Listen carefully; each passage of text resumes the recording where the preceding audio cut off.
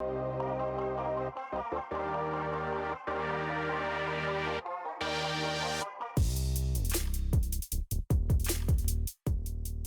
and welcome back to the Back Nine coverage of Round 1 here at the Michigan State Championships. I'm joined with Andrew Marwede as our commentator today. How you doing, Andrew? Doing pretty good. I'm excited to, show these last 9 holes of this first round. We got a pretty stale front 9 from most competitors. A few birdies, a few bogeys, but this back 9 has a little bit more birdie opportunities, but, nothing's changed really. A lot of trees at this course, so danger is imminent anywhere you go. Absolutely. Starting off with hole 10, 290 feet. Depending if you're a righty or a lefty player. As a righty player, I like to do a little mid-range turnover with enough stability to come back in the middle. But the pro Marwede's going to do... I go fairway driver, but it's a very, early right turning starting for this hole. So you need to get it turned over quick, but have a reliable finish back if you're going to want a putt. And the local pulls out some tricks here. When he threw this, I did just hit that. Yeah, that was about to hit the bottom side of the disc and have a huge skip forward, so... Just barely misses there. I wanted to see that one get clean. And Ryan, like you said, Ryan just says, do this instead. Luke here, nice little backhand. Not quite enough turned over. You already said it. There's a pretty quick initial turnover. And if anything, I think the play is to overturn it. That way you at least have a look on the left side. Mm-hmm. But with the lefty forehand here, just get the 2 nose up. Does get through, though, so you'll have at least an open look. Right. And what is this fairway driver? It's a Firebird. That's one of my beat-up Firebirds, but okay. I know it's going to come back at the end at least. And a little bit too high, but... Come on. Oh, couple kicks. I'll take that. Yeah. For those of you who don't know, whenever I talk to Marwede, I always number he has 5 Firebirds, 1 through 5. It's 5 being most stable, so I'll usually ask him what number Firebird that is. That was 2. See, he knows. It's actually in the water right now at Albion, so no. R.I.P. Hey, if you find that, you better call Marwede back and get it back to him. I'll get a reward for you. I'll give you a reward for it. Yeah, that was Ryan with the long... That was his birdie putt. Yep. I think, so that was a good bid. Brendan here. Also a long look. It's kind of a tricky putt for him, too, because he's usually a pretty steep hyzer putter, and he had to kind of split those trees, so that was a tougher run, but did a decent job. It looks like his putts have been over the basket on most of his misses, so he's staying aggressive, trying to attack the birdies. Yeah, good sneak birdie in there. Yeah, it's usually a hole of course I want to birdie it, but I definitely wouldn't say I plan to birdie that hole, so I was pretty happy to get that one after finishing the front 9 with the bogey. Hole averaged almost at exactly par, just under at -0.03, so there's probably exactly one more birdie than bogey, but definitely plays pretty close to 3. If you don't get quite out that gap here. Yeah, that's the thing, is that as long as you make that initial curve, I think it's just too short of a hole to really be in too much of a bogey danger. Mm-hmm. So moving on to hole 11, one of my favorite holes here at this course, 297 downhill, about I would say less than 6 foot gap. Once you get down to these wood chips, you're just trying to throw something. My play is throw something hard as you can, try to hit this gap, and eventually it's going to hit a tree. There's no way you're getting clean through everything. So I can confirm that it is between 6 and 7 foot gap the entire way. Yeah, it's tough. So you want to at least get halfway down, otherwise you're in danger for a bogey. And a little too low. A little too low. I think it was probably a little bit turned over, but I think once it hit those that tall grass, it kind of turned over a little bit too much too. So ooh, that's kind of what you want, but a little more Anheuser. It's just such a particular angle that you need to hit that downwards throw from. But as long as I didn't go too far in the right, he might be able to get up and down. I was going to say, the scramble's the hard part here, right? If you kick too far right or left, you can find yourself in jail. Yeah, there's a couple gaps, but you really just, if you see your disc land in the middle, you're like, okay, yeah, that's fine. I feel good about that. Luke got a bit of a kick, kissed out to the back of the fairway a little bit. He's going to be on the edge. See what Brendan can do. I think this is a mid-range of some kind. DX Rock 3 is my bet. Yeah, no one really. Fairway. Yeah, no one getting clean. Exactly, though. He'll take that, if that kicks right. It's even a story. look, right? Yeah, I would say so. 90-footer. There's no real... Oh, my Lord, Luke. That's a good little gap for him to hit. Yeah, but... You can see 2 feet to the left, and that's a bogey. So, fortunate, but also a good recovery shot nonetheless. 15, 20 maybe? That'll work. Speaking of fortunate, another little gap here for me. I think I was pretty close to him. I think this counts as double fortunate for you. Yeah. Because not only did you have a little gap, but you're also 17 feet tall, so you had enough room to get into that gap. Yeah, I even putted that with the Firebird too to show, even though there was a gap, it wasn't really something that's routine there. But Ryan's just gonna pitch this up. Ryan also with a gap. I don't think that was a putter either. It didn't look like a putter. Yeah, it looks like a fairway maybe. That's the play. Jump up from 90 with a fairway driver. That's what Brennan should be putting with. Oh, see, should have putted with that. You would have made it. Just over the top again. Nice healthy bid, but hopefully we'll have a bunch of pars after some subpar drives here, but I imagine one of the harder side of the holes here, so. You are correct. It averages at plus 0.25 for the day, which is about a third most difficult hole. I'm sorry, fifth most difficult hole or so. That's the thing with this course is why it's like so interesting is because you don't really have these like big bomber OB holes. You have a couple, but like it's a lot of short holes with a lot of trees, a lot of vines, a lot of leaves, like stuff just to get you in trouble. So although you can probably birdie most of the holes, I guarantee you can probably bogey most of the holes. So Right. scrambling is key as we move on to hole 12, one of the easier holes I would imagine. Par 3, 286 feet. Take your most trustworthy straight disc, throw it down the fairway here, and as long as you don't go too far to the right, you should have a pretty open look to hopefully get a birdie. Yep. I think I've played this hole maybe 4 times. I just can't throw straight apparently. I just can't get down there all the way. In my practice rounds, I was just trying to throw straight, and eventually I got so frustrated I just realized like I'm just gonna throw a hyzer and hit that stuff off to the right. As long as you keep it low, it's not gonna go too far in there. So I was happy that plan worked out. That was your 2 Firebird again? Yeah, it was a 2-1. Man, somebody find that Firebird I real know. quick. I don't know why I threw it. Albion gets me every time. Ryan going for the same play there. Nice stable fairway driver into that right side. This is his roach. I know for certain. Watch it not be the roach. But he has put that off on the wrong edge, and he has scooted his way all the way up to the basket, or basket height at least. So he'll have a putt. Circle's edge, he'll take that. Mm-hmm. Got Brendan here, probably going back to his rock 3, put it on a slight hyzer, just flips up a little bit too much, and he's gonna be disappointed about that one. But Always giving it maybe a forehand run. No, kinda. It's there. Easy 3. it's kind of surprising he went forehand. I feel like he can jump out that far, but he knows his game better than me, so. Yeah. And from Luke, connects. Good birdie save there, especially considering the line he threw was a little scary. Yeah, I'm sure you want that to flip up just a little bit, but should be having 3 birdies here.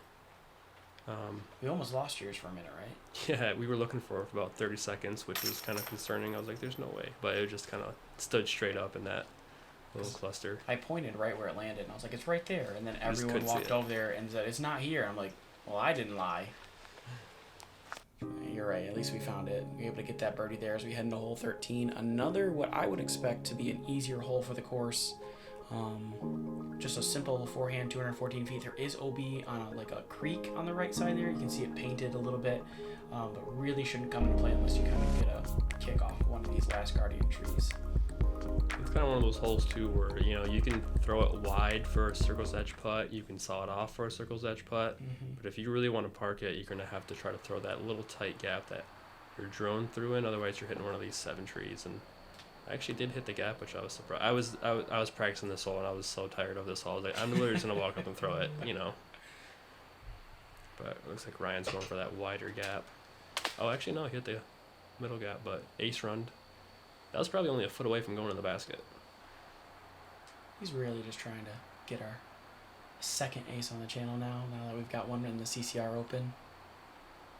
He's going with a putter here, zone from Luke, and I thought for sure this was gone to the river. It looked like it was just going to stay on edge and just leave. Perfect shot though from Luke. Mm-hmm. And Brendan's gonna go for that same route. Oh, when he catches one of those first guardians, he's gonna have a long putt. And that was probably the same as the rest of the 3 people, but just good putt though, save the birdie. But those 7 trees just come into play so much. I was actually kind of surprised that no one went with the the early gap or late gap just to give themselves a longer putt just to make sure that they don't hit those trees and roll back potentially down to the out of bounds. No, you all wanted birdies, Yes, for sure. including that very difficult one that Luke took his time on just now. This is gonna be our first star frame. It is Of for the a round, round. yeah. And you mentioned this earlier. The back nine is a little more scoreable than the front. The front just has that variability. You could get almost anything on it. Could bogey, could birdie, and this one's a little more open for you guys. So Definitely, yeah. hole 15 now, 250 feet, and I highly question that number. Just by the way. It plays farther than 250 for sure. You're throwing uphill the majority of the time, but if you crest this hill with nose up and it goes and it goes past the basket, you're going all the way down that hill, probably 100 and some feet. So I ran it twice in front of Willie. He made fun of me for it, but that's okay. I told him to. You almost get there, catch kind of that last big bush there, which is a common landing spot if you have a good shot just a touch too deep. yeah, I would say most people throwing the hyzer aim for that bush and hope the hyzer just in front of it, because if you throw it too early left, there's a better chance you're gonna crest that hill, and go down the hill. But Couldn't even see Luke's shot from the catch cam spot. He's going to be up on that hill. Now, some of you probably getting mad at me right now. It's like, wait a minute, what happened to hole 14? Like, we just skipped all of a sudden. There's black spots there. Unfortunately, hole 14 had to be removed from the tournament due to it not being in the caddy book about an OB line, even though it was visible from the pad. The tournament director called the PDGA about what what should have been done there. PDGA came back with a recommendation of removing the hole rather than taking in another action there. So the TD had to remove that from the play. So we're just going to skip 14 and go right into this one. yeah, I was pretty disappointed about that too, because we found out just before we teed off, and we ended up playing it, just to make sure, just because whatever. I think our card actually went. Oh wow, look at that. But I think we went 3 down through 4 on that hole. I got a birdie on that hole, so Yep. kind of unfortunate not to have to play it, but it is what it is. And Brendan actually going with a righty forehand flick, Which I thought was a brilliant idea until I saw it do that. and it rolled. Yeah. It just picks up and it's going to go all the way down the hill. And that's going to be a long look for Brendan back up the hill. Yeah, and this is kind of where we go back out to the open over by hole 2's water. So this is one of the windier parts of the round. What? Yeah, You just run everything for me, I'm don't not you? laying up, especially at this point. After that front 9, I need a birdie everything right now. So death putt, 40 feet, headwind. That deserves a crew view because that was insane. That was probably not a smart idea, but if you're that good of a putter, I don't recommend running that putt. even again, I mean, I would for sure, but if your name is Andrew Marwede, run that putt. And if it's not, yeah, you can see those trees just blowing in the background. So not like a great hole you should be running long putts on. Luke giving a big wave to the crowd. We got Brendan for an unfortunate rollaway comeback putt here. This is for his Par, I think. yeah. So he's gonna settle with the bogey here. Ryan also gonna have a. This is just as scary. Probably just inside circle, nothing but And he kind of thought that was gonna lift a little bit with that wind he had, and it kind of died down for just a second. He's not gonna have to walk away with a bogey as well.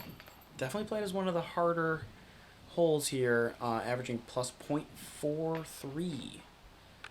In fact, it is the 4th hardest hole on the day.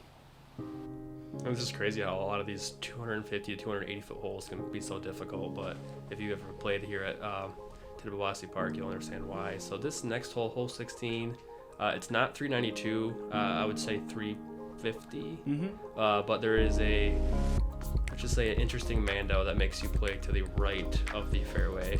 I will say that it's probably 392 if you measure it like the disc flight. Okay. Like how far you'd have to go to get to the basket. But you are correct. If you took a straight line, it's probably 350 or so. It just seemed a little bit shorter than that. I went fairway driver. Thought I threw it pretty good actually, but there's just so many weird trees on this right side. I just really wish there wasn't a mando on this hole. Yeah, we kind of lost the quirky one we had earlier where it normally is in the tree, and we got this one which had an inverted mando. Right, it replaces it. Yeah, but you can see the left side of that lines up so well, but I don't expect too many birdies on this hole. If you make this initial gap, which we haven't yet, but kind of like 60 feet in front of this basket, you can kind of see all those a big kind of like wide tree that just catches all the frisbees that are trying to hyzer back into the green. So that's why Ryan was trying to avoid that tree I was just talking about with the forehand flex, but unfortunately throws it too low, a little too turned over. We're all going to be trying to get up and down for par probably here. And that's the aggressive line if you're going for birdie, right? Is to just literally throw a forehand higher on Anheuser that's real stable and try to get it to fight back down the what I would call the proper fairway. Right, yeah, I didn't actually even notice that line in my practice round, so kudos to him for trying it out. Unfortunately, it didn't work this time, but definitely a good play to try to attack for the birdie on this difficult par 3. Running another one. Ooh, it looks so close, too. It looked really good from where I was standing. It just a touch to the right from your perspective. Brendan also having to putt kind of through this thicket stuff and just off the basket. He had to go up and over too, those branches. That was a great run. Mm-hmm. And he just showed Luke what to do, and now it's on Luke to see if he can convert it. Just leaves it a bit wide. Most likely going to have all pars here on this hole. And this is a hole that we didn't play last year, so a lot of these players that don't practice this course too much, don't really know the line as good as a lot of locals that are playing this event. So yeah. And the next hole we didn't play last year as well. Yeah. We skipped these 2 holes and played what was 14 last year's the previous hole to this, which is that short. You threw a pig on it last year. Yeah, it's a nice little straight 200 and some footer. And they took that out and put these 2 holes in and made another adjustment down. They didn't have 5 and B combined. They made some changes here. Some of them great. Some of them, I think the players like the old layout, but it's a new unique challenge, which definitely showed up on the scores this year. Another new hole here was hole 17, par 3, 241 feet. It kind of looks like it's supposed to be just a hyzer, but you really want to push it straight for about 230 feet and have it just lose its speed and finish left, because it is more straight than it actually is left, but it does look like it's supposed to be a hyzer, which is why my body instinctively made the disc hyzer. But it doesn't hit anything, so that'll be, I think it was just outside circle. Yeah, it's out there. Oh, by the way, previous hole had 9 birdies on it. That's actually impressive. That's crazy. Yeah. And it's going to blow your mind in a minute when I talk about this hole. And Brendan is in a great spot. Yeah, that was pretty ideal. Didn't have the huge flare skip at the end that he probably wanted, but it's inside 20 feet, so. This is definitely one of the holes that you have to birdie if you're trying to win this tournament. It's got to get off that tree, and it does. Scoot, scoot, scoot. Yeah, definitely played it under par, negative .23. So on the easier end, especially considering what we've seen today. Ignore the fact that it says hole 16 there at the bottom of the pad. We didn't play it in the proper order because there's alternative holes. And Luke was a little high, hit branch, but he's going to land in a fine spot. I think that was probably a good tree. Oh, no, probably it would have came down, but yeah, he'll have a putt. So, Yeah, I think you're just outside. yeah, I think I stepped this one out because I wanted to step up this one, but Oh, just a touch short. Do you prefer to straddle that, or would you prefer to stagger and not jump? oh, I would stagger that, but that tree was kind of right in my way. Yeah, because your foot was on the left for the mini. Two misses there. Luke just off as well. Ryan looking to convert and just fluffed it out of his hand, it looked like. Yeah, we've got, 3 longer-ish putts that don't convert on one of the easier holes of the course, so we're definitely all shaking our heads as Brendan is able to convert the birdie, get a stroke on the card. Okay, you ready for this? I'm ready. There are 9 birdies for this hole. No way. Yep. Only? 9 birdies for this hole and 9 birdies for the previous hole. No, I'm just kidding. There's way more than that. There's like 27 birdies. I was going to say, I couldn't believe that. Your face was great. You're like, no, he's just trying to do math in his head. What were like, they doing? They're missing putts like us? Hole 18. This is one of the holes last year that could get you 314 feet. I'm gonna say it's a right-hand player turnover for me, but for someone like you with your power, this is a forehand hole. I would say it's a righty turnover. Is it? Yeah, Okay. you just, unless you cut that inside corner, you're just not going to get all the way right. It's almost like a C, how far right you have to go. So, a high mid-range turnover, maybe a flippy fairway if you give it enough height, but bonus birdie for sure on this hole. I think last year we saw Jeff Bennett even taking a roller at it and curling the pin when he had to attack this hole. Oh, backhand roller? Yeah. Yeah, I would say that's a good play as well. And Brendan luckily is a lefty, so he just gets to really attack this hole. And that's still a really impressive shot. Just because it goes left to right does not make it an easy lefty hyzer, so that was a very impressive shot. Yeah. Oh, and you do not like this out of your hand. No, I just threw it too far. Right? Yeah, that was my Wraith. Okay. I was trying to go a lot lower to play a skip shot, but threw it way too high. Here's Ryan. He's doing the turnover. I think that was a fairway of some sort, but just... That's the tricky part. Yeah, there's so many branches up that high that you're going to find yourself hitting those limbs a bunch here. So Luke going with the... Fairway as well. Yep. Maybe This looks pretty good. Yeah, this line looks way healthier as long as it gets through those leaves. I don't think it quite did. Yeah, you tried to hit me instead. I should have stood by the basket. Maybe you got You nicks. should have, yeah. That's my fault, Luke. I'm sorry. Got Ryan here going with the sidearm approach shot, just trying to get up and down to finish his first round of this tournament. Almost throws it in. Oh, and then lands in this strange spot, but it's so close I don't think it matters. Here's Marwede looking to finish in dramatic fashion. Yes. I love it. Love to see it. Is flashbacks. 100% real with you right now. When you lined up, I literally had flashbacks of last year. You had a big putt like that in the round. And Last hole too. Yeah, and Donut asked you, did you just pull out your 115-foot putter? You're just, dialed in?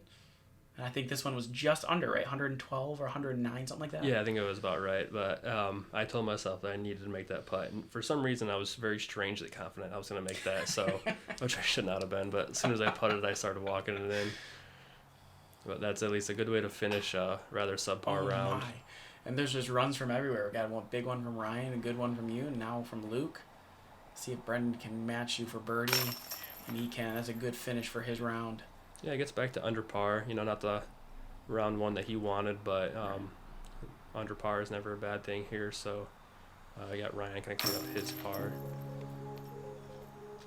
Just Luke to finish up here. You'll see in a minute here when we get the standings out that the under pars will have shifted. That's because of the hole that's been removed from hole 14. And the standings there, Tim with the hot neg 10 from round 1. Willie Prince and Mr. Lewison clocked right behind him at neg 9.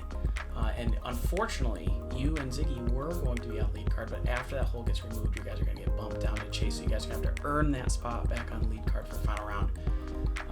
See if you guys can do that. But excited to see round 2 and the new challenge at the Stanford course.